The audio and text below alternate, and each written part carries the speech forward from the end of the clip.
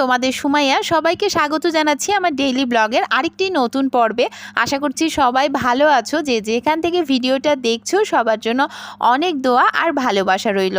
একদম ভোর 5টা থেকেই আমি ভিডিওটা শুরু করে দিয়েছি, তবে খুবই ছোট করে আজকে ভিডিও তোমাদের সাথে শেয়ার করছি।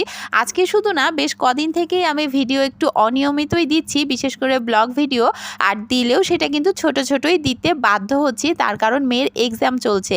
একদম ভোরবেলা উঠলে কাজগুলো আমি তবু গুছিয়ে নিতে পারছি। গতকাল বুটের ডাল রান্না করেছিলাম, এজন্য সকালবেলা শুধুমাত্র 4টে পরোটা বেলে নিয়েছি। তখনও বাইরে আলো ফোটেইনি, আমাদের ব্রেকফাস্ট করা হয়ে গিয়েছিল। এরপর আমি আস্তে আস্তে রান্নাগুলো বসিয়ে দিয়েছিলাম। এদিকে ভাত বসিয়ে উপরে কিছু সেদ্ধ দিয়েছিলাম, তার সাথে মসুর ডাল আর পুঁই শাক দিয়ে আমি প্রেশার কুকারে সিটি বসিয়ে দিয়েছি। আর এই ফাঁকে তোমাদেরকে আমি জানিয়ে দেই, আজকে 15ই আগস্ট, আর ভারতীয় সমস্ত বন্ধুদেরকে আমার পক্ষ থেকে, বাংলাদেশের সবার পক্ষ থেকে স্বাধীনতা দিবসের অনেক অনেক শুভেচ্ছা। আশা করি তোমাদের দেশটা আরও সমৃদ্ধ হোক, তোমরা আরও এগিয়ে যাও উন্নতির পথে।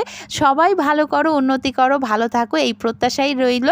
আর এদিকে দেখো, ব্রেকফাস্টটা একদম অন্ধকার থাকতে করে নিয়েছিলাম, যার জন্য একটু একটু ক্ষুধা লেগে গেছে। আমি তো রান্নাও করছি আর এদিকে মেয়ে কিন্তু খেলা করছে। ব্রেকফাস্টের পরে আমি যেটুকু সময় পেয়েছিলাম তখন 2 ঘন্টা মতো ওকে পড়াশোনা করিয়ে দিয়েছি। এরপর যখন 8টা বাজলো, মোটামুটিভাবে বাইরে রৌদ্র উঠে গেছে, তখন কাপড়গুলো ধুয়ে বারান্দায় মেলে দিয়েছি আর এদিকে সেদ্ধ ভাত এগুলো বসিয়ে দিয়েছি। তারপর আমি আবার একটু রেডি হয়ে নিয়েছি। আজকে আমি গেট আপ নিয়েছিলাম ভারতীয় পতাকার সাথে মিল রেখেই, মানে সারাদিনই আজকে বাসায় সাদা জামা পরে রয়েছি। আর একটু সকাল সকাল ব্রেকফাস্ট করাই, এখন আবার মেয়েকে হালকা স্ন্যাক্স শরবত দিয়েছি, নিজেরও শরবত বানিয়ে নিয়েছি। ও খেলছে, ওর খেলা হয়ে গেলে আর কি খেলনাগুলো আমি গুছিয়ে ফেলবো। এদিকে তো আমার রিল বানানো হয়ে গেল, সাথে রান্নাটাও হচ্ছে। আর তোমাদের সাথে মেয়ের পরীক্ষার রুটিনটাও একটু শেয়ার করে নিলাম। দেখো, ওর পরীক্ষা কিন্তু এই মাসের 22 তারিখে শেষ হবে।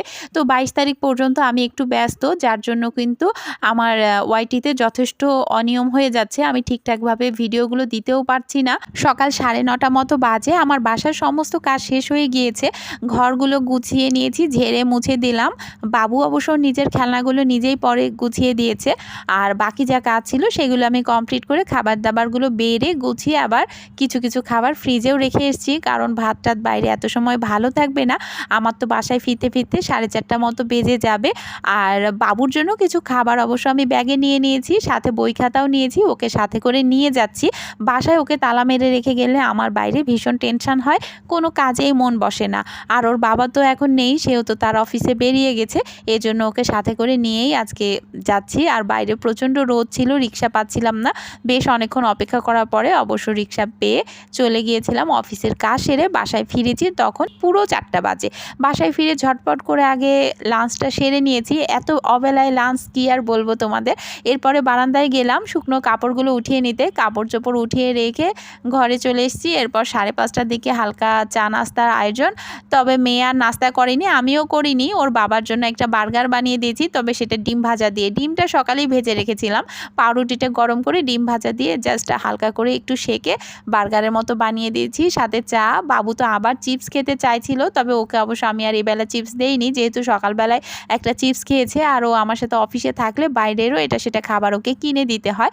এরপরে আর কি, এই তো সন্ধ্যা এলো, এলিয়ে খোপা সন্ধ্যা এলেন, ফের বাড়ালাম পা। তো দেখা হচ্ছে পরবর্তী ব্লগে। আজকে এ পর্যন্তই। ভালো থেকো বন্ধুরা, সব বন্ধুদের জন্য অনেক ভালোবাসা রইল। টাটা।